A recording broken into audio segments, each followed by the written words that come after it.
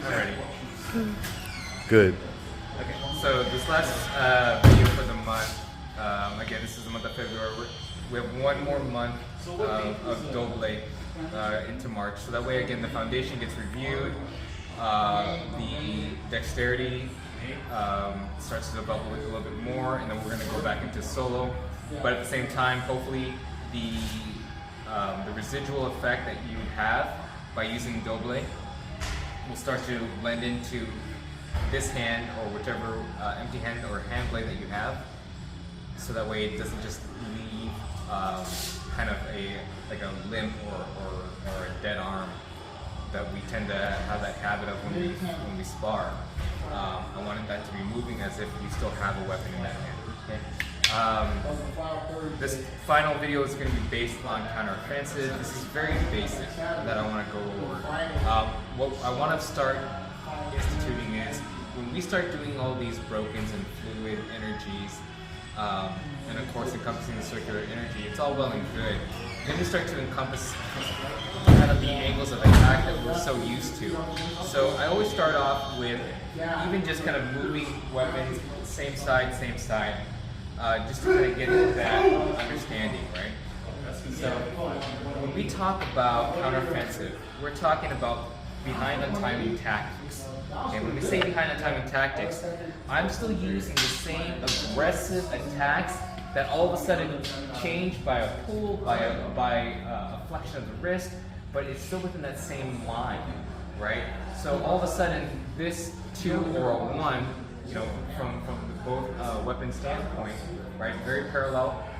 1 becomes, or this 2 on my left hand becomes that, you know, 4 wall that I have to pull slightly, right? I'm behind on timing. Their weapon already started to dislodge and start to gain momentum. Instead of having that mutual destruction, I'm pulling it just to counter that, and then I can either go to that same weapon hand, their other weapon hand or hand blade, or right to the IQ, body, or anything else.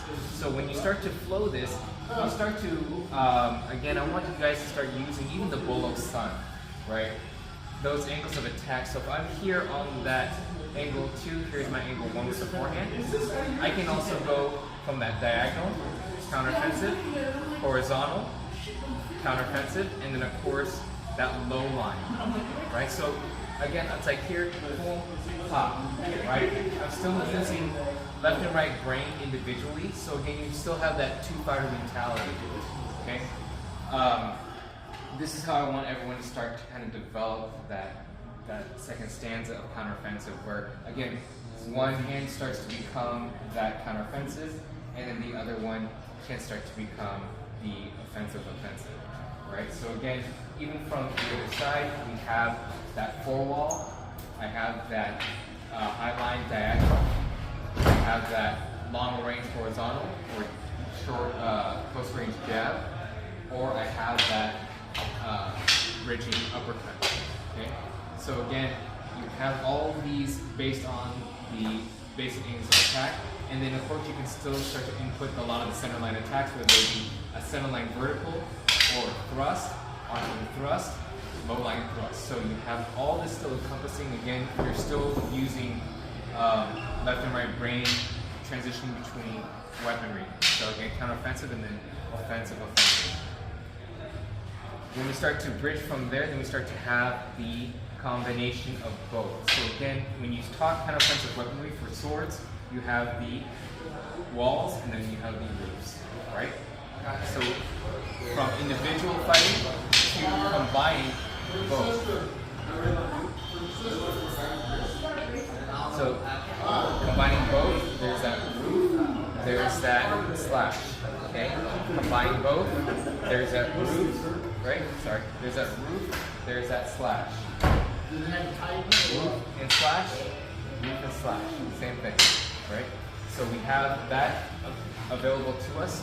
We can use that together at the same time, and then following up with an individual strike from that deflection point or from that attacking point as well. Okay. So again, we have combined counteroffensives that lead to offensive, combined counteroffensive that leads to offensive, combined counteroffensive that leads to offensive, and then of course individual offensives right, with the individual counters. Right? One hand becomes that counteroffensive, the other one's going to start to be offensive. That is the foundation for developing now that dexterity, going further from the broken energies, the fluids, the surface. So again, flowing the weapons in any single shape or form, but understanding that your counteroffensive is based on that kind of foundation house mentality, right? Foundation being, of course, that the technique base, and then of course having your walls, and then of course your roofs. Okay? That's it.